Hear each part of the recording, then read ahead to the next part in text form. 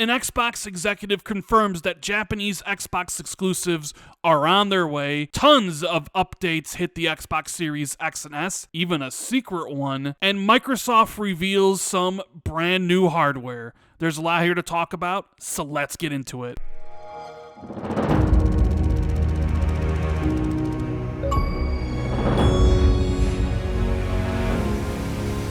Yo, what is going on, guys? This is Randall419, the man with the million, back again with another video. I hope everyone's having a wonderful day. You guys can do me a huge favor. Make sure you hit that like button, subscribe if you're new, and let's just dive right into it, shall we? We have a lot of news that I've collected over the past week. We have some updates for the Xbox Series X and S, including a secret one that not many people noticed until a YouTuber pointed it out, making the platform better and curbing some of the DRM stuff that people have been complaining about. We will talk about that later, including Microsoft revealing a brand new handheld, not made by them, but does feature extensively Xbox and Xbox Game Pass. I'm going to be really interested in seeing what you guys think about the price point on this one. But first, I want to talk about Xbox and Japan and how Xbox confirmed that there are going to be Xbox exclusives coming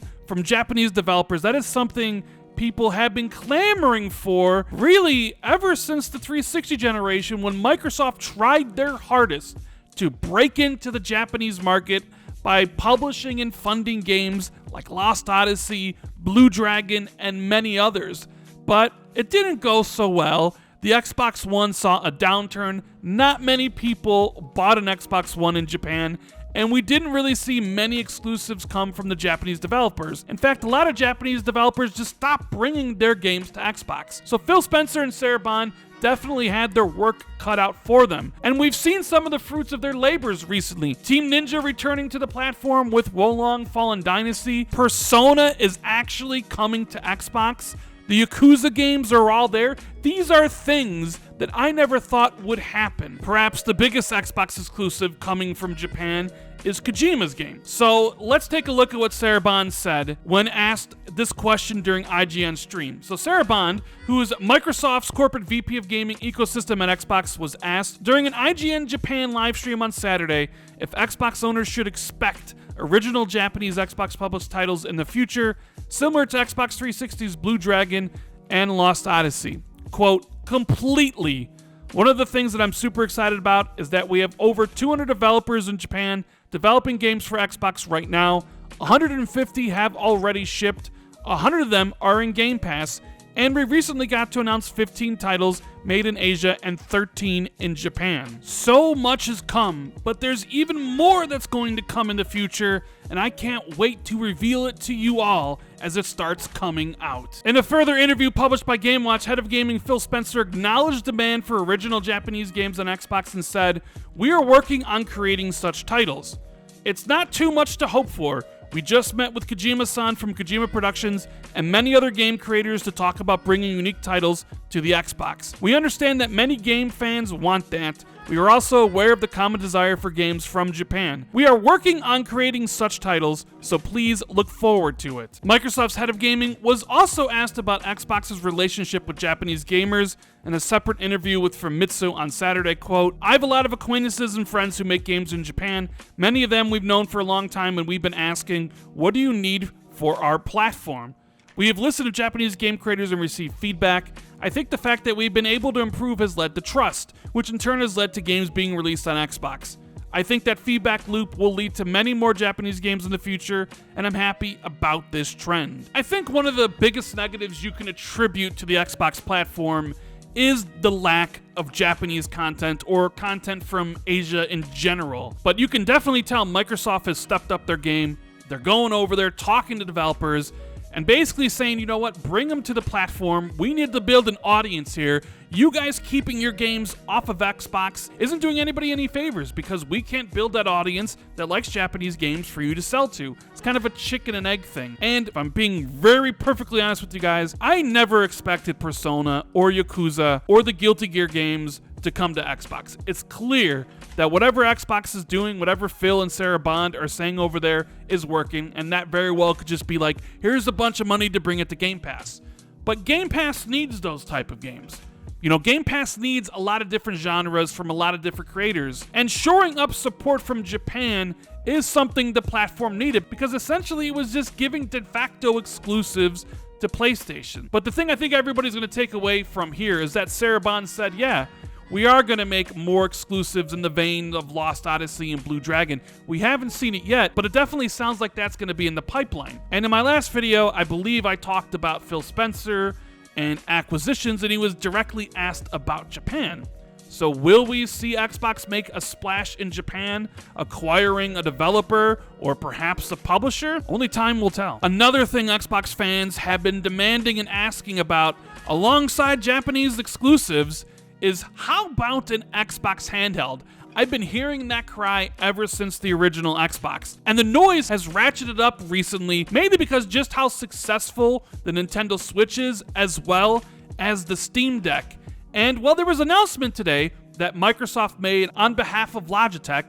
Even though this isn't a device Xbox has made, it is certainly Xbox marketed. You have Xbox employees like Phil Spencer and Major Nelson talking about it, sharing their experiences with this cloud gaming device. And the reason I'm covering it is because I think it could be a precursor to an Xbox-made handheld that could come out in a couple years. So on the Newswire blog, Microsoft says, so today we're announcing that Xbox Cloud Gaming will be available in more places with the Logitech G Cloud Gaming handheld when it launches in North America on October 17th. Handhelds are a natural next step in our cloud gaming evolution, and it's great to see a world-class hardware leader like Logitech optimize Xbox Cloud Gaming for their new device. You can jump right in with ease anywhere you are and take advantage of the 16:9 full-screen display with extended battery life, built-in Wi-Fi, and ergonomic controls. The Logitech G Cloud will allow you to progress through campaigns or get online for a multiplayer session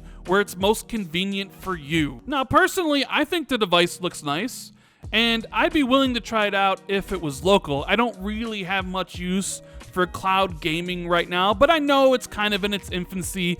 It needs to start out and get an audience, and I think Microsoft is going to look at the reception of this device before really deciding if they want to release their own. However, the one big negative thing that I see about this, outside of it being streaming only, but that is kind of a subjective thing for a lot of people, is the price. So you can see here on Microsoft's website, normally it goes for $349, but if you pre-order now before it launches, you can get it for $300. And they say, get the best of cloud gaming right in your hands. The 7-inch full HD 1080p touchscreen, 12+ hour battery life, and lightweight portability mean an exceptional experience while you play hundreds of AAA video game titles.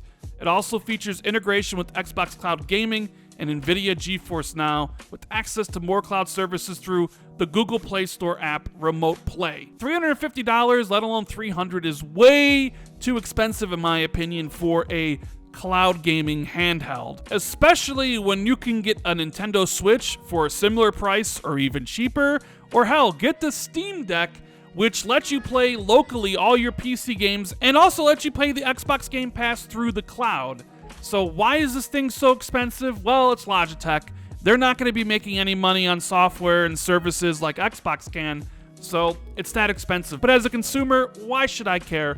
All I see is that price point. So for me, I don't think it's priced competitively. However, Xbox could do something similar down the road and actually give a dedicated handheld device that is cloud streaming only a very, very good price at maybe $150 or $200. So let me know in the comments below if you're going to pick this up for $300 if you're pre-ordering it when it comes out on October 17th. So let's shift over to talk about the updates coming to the Xbox Series X and S this week, starting with a secret update that nobody really noticed until a YouTuber tested it out. So Idle Sloth tweeted this out the other day. FYI, you can now play your own Xbox games offline. Microsoft substantially improves the DRM issues with the installation of disk-based games and access to digital titles with the September 2022 update for the Xbox Series X and S. And Xbox employee Eden Marie says, yes, this is true. Since the 2208 update, we examined data since the Series X and S launch and determined the online compatibility check isn't needed in the vast majority of cases for Xbox One discs. Some games may still need to be updated online after install to ensure the best experience. YouTuber Hikamori Mita, and I know I said that wrong, I'm sorry, has a good breakdown on what the situation was before, but the TLDR is that there's kind of a mixed bag when you buy Xbox games on disc. Some will be branded as Xbox One games, which obviously contain the version of the game meant for Microsoft's last-gen consoles.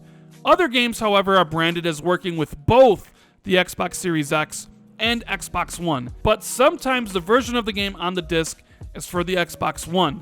Before this new update, you'd have to be online to finish installing these games, so your Xbox could download info that allowed them to work with the newer console. Now you'll be able to install the Xbox One version of the game straight from the Xbox One or cross-generation disc and start playing it. Of course, if you want to download any updates or enhancement packs for the Series X, you'll still have to go online. You also have to go online to play games that don't have all the installed data available on the disc. Those caveats mean it's not a full-on victory for game preservation, but in theory, if Microsoft ever shut down its servers, you should still at least be able to play the version of the game you have on disc. Yeah, the whole Xbox DRM thing is kind of convoluted. So if you had a Series X and you wanted to play an Xbox One physical game, you could install it, but it wouldn't finish installing until you took the game online. So you wouldn't be able to play any of your Xbox One games offline from the first install. And some of those physical games are labeled Series X and Xbox One because of smart delivery. Those wouldn't fully install either without going online. Now, Xbox Series X only games, those would be able to install offline perfectly fine, but a lot of people were complaining about the need for an online check-in for these Xbox One games. And this is the update that has fixed it, allowed you to install and play those games offline. Still, you won't be able to install 360 games or OG Xbox games. You would need to go online to download those games because it doesn't read anything off of those discs. So this is still a step in the right direction. There was also some smaller updates to the Xbox Series consoles this week. One of them actually does something pretty cool, which has been sort of exclusive to PC for a while, and that's the ability to customize the Xbox button color on your Xbox Elite Wireless Controller Series 2.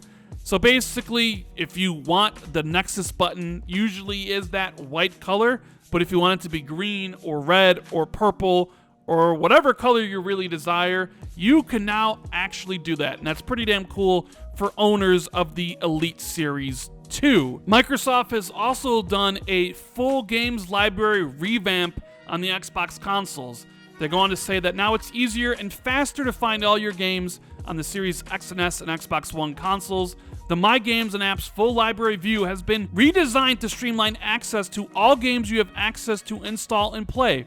All Games now shows all the games you own, as well as any games you have access to with your current Xbox subscriptions, including Game Pass, EA Access, and claimed games with gold. You also get easy access to catalogs of your subscriptions, editorial content, and all your apps. Another thing that this update brings, you'll be able to select the storage locations for your games and apps on the console. So starting today, you can select different default installation locations for all your games and apps on the Series X and S, as well as the Xbox One consoles. By providing separate default installation locations for different types of games, you can most effectively use your storage space and manage game installs. So this will be pretty good for anybody that still downloads backwards compatible games, Xbox One games, or 360 games. Normally you would set the hard drive for Xbox to download everything to, and with the low storage spaces on these SSDs, sometimes you just download them there just to move them to a different hard drive. Well, now if you have, say, a 4 terabyte regular hard drive hooked up and you're downloading Xbox One or 360 games, you can basically tell the Xbox to be like, listen, if it's a back and pack game, I want it installed here. If it's a Series X and S optimized game, I want it installed here. So I think that's a pretty good update. Anyways, guys, that's the video. Let me know what you think about everything in the comments below. And as always, if you enjoyed it, Make sure you hit the like button, share this video out on social media, subscribe if you're new, sign up to the Xbox 2 Patreon. We have an exclusive show coming next week. Thank you guys so much for watching. I truly appreciate it, and I'll see you in the next video. Later.